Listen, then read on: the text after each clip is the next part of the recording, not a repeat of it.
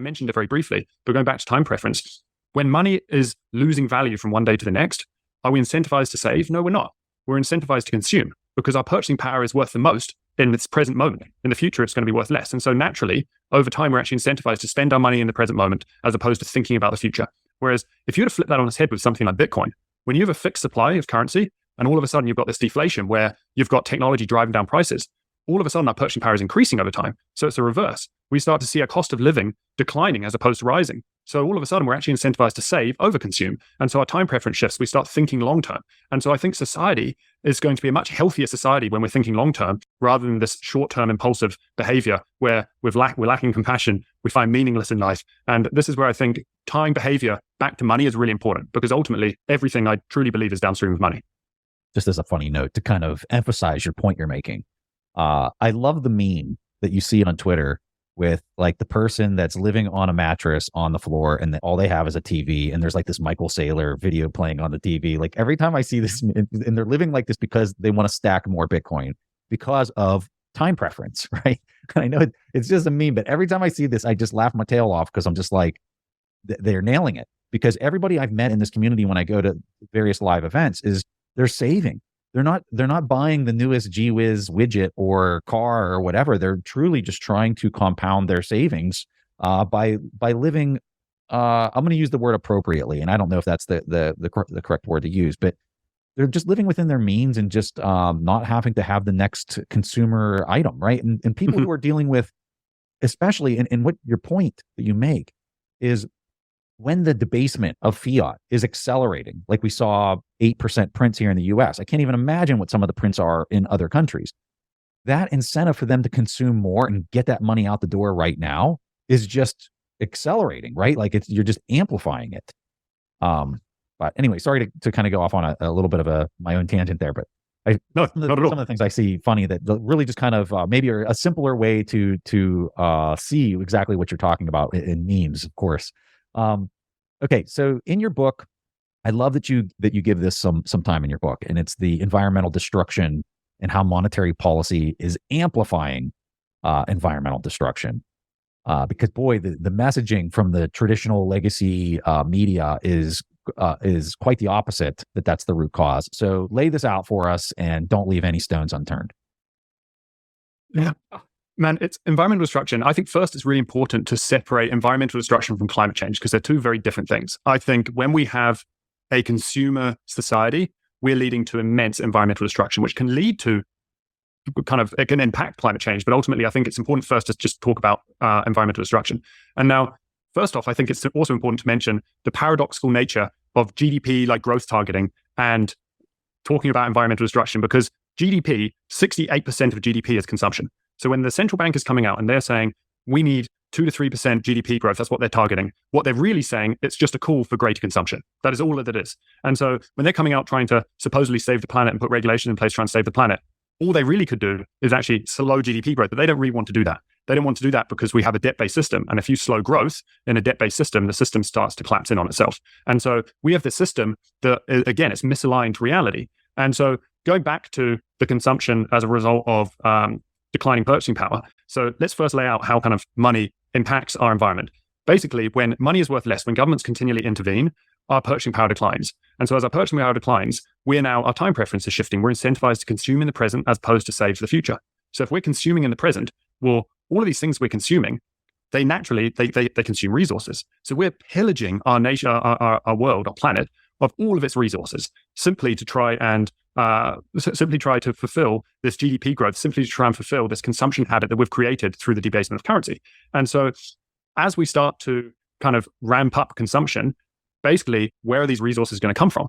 And this is where, when we talk about something like Bitcoin flips this on its head. Because again, we're incentivized to save over consume. So if we're incentivized to save over consume, then now we have the reverse. People are actually, they're rewarded for storing their purchasing power in the currency. And so then people are a lot more conscious about how they save. And it goes back to your point, actually, which is you were kind of unsure about the word to use as to where people should be directing their capital. But what I think is interesting about today's world is we've created this world where we believe happiness and joy are these things that are only fulfilled externally. Whereas I would say that there are countless religions or countless practices, whether we're looking at Buddhism and whatnot, that they would say the exact opposite. happiness and joy are very much internal. They're an internal state. We have to love for ourselves. We have to care for ourselves. And only then are we going to find happiness. We can try and use consumption as a coping strategy, but it's not going to work. And we know that the purchasing of goods and services are only fleeting. And so I think when you look at, say, a Bitcoin standard, when you look at a world built upon something like Bitcoin, all of a sudden we flip everything on its head because people start to realize that it's not through consumption, actually through saving and building a life at which aligns with someone's authentic self, where they're able to listen to themselves. That's where they're going to find happiness and joy. It's not through consumption.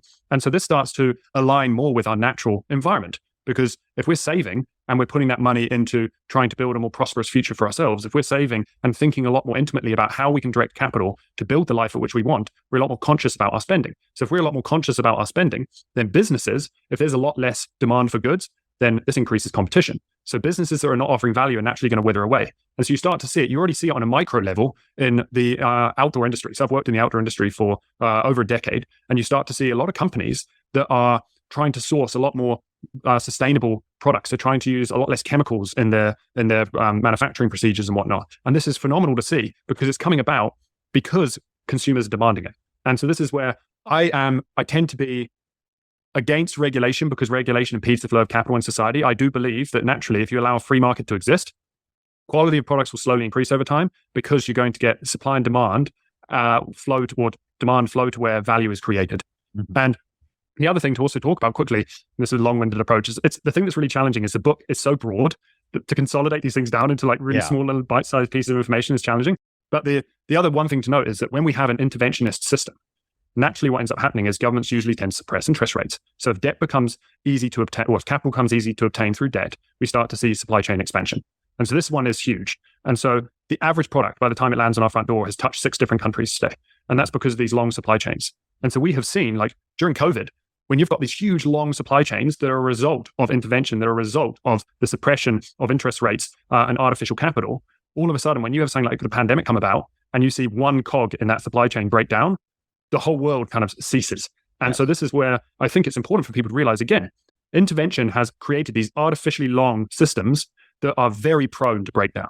And I think that if we were to see a true rate of capital, I would say interest rates are going to be a hell of a lot higher than what they are right now. All of a sudden, you start to see the nationalizing of supply chains. You start to see more domestic consumption. And again, this is so much better on our environment. It is far less heavy in terms of resources, in terms of oil for transportation, in terms of just the products, the amount of consumption that we'll see. And this is where I think by changing the system, we change the incentives. By changing the incentives, we actually change the structure of our supply chains. We change the structure of our behavior, how we act. We change the impact that which we have on our planet.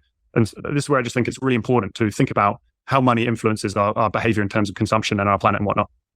Yeah, when you just look at the currency alone and you look at how strong the dollar is relative to all these other subordinate, I'll call them subordinate currencies, but that's not the right way to really frame it.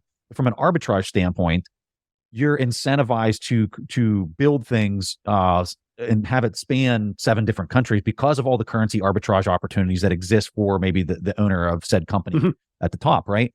When we think about the most efficient way to do something on a global sound money system, I don't think it's going to work like that at all. No, I think it's not going to work that way at all. And the only reason that it has been incentivized to be constructed that way is to all the points that you were just making, which is there's opportunities because of the capital, going back to your Lacey Hunt example, to play with the capital dial in order to make it the most efficient for that environmental setting of manipulated money. But yeah, it's going to be interesting to see how, a transition to maybe a Bitcoin standard is going to change and re-engineer all of these supply chains so that they're more robust, not as fragile, not dependent on, this almost linear and serial way of building things. And they're going to be much more in parallel to building things. And it's interesting as well, because I used to work for this mountain bike manufacturer. And when I worked, one of our main competitors, it was really fascinating because at the time I was just like, this just seems insane. How is this possible? But basically, they were making carbon handlebars for man bikes. And it was cheaper for them to send, they were making them here in Vancouver, and it was cheaper for them to send that carbon handlebar to get a sticker put on in China and sent back than it was to do it locally. And I'm just like, how is this possible? Really? How is this possible? Yeah. And this is really, it's interesting because you have these kind of touch points throughout your life, which I believe they get you to start questioning the system. They get you to start questioning, why is this happening?